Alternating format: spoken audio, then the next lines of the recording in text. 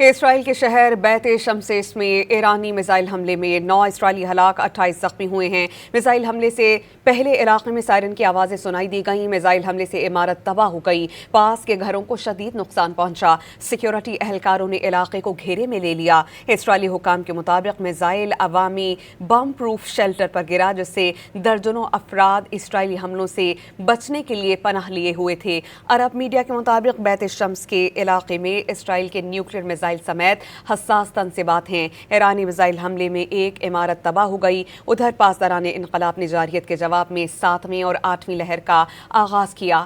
Operation وعدہ صادق سوم چہارم میں اسرائیل اور امریکی اڈوں پر تابڑ توڑ حملے جاری ہیں۔ ایرانی سرکاری میڈیا کے مطابق سپریم لیڈر آیت اللہ علی خامنائی کی شہادت کے بعد بڑا حملہ کیا گیا۔ خطے میں 27 امریکی اڈے، اسرائیل کا ملٹری ہیڈ کوارٹر اور تل ابیب میں ایک دفاعی صنعت کا کمپلیکس ایرانی اہداف میں شامل تھے۔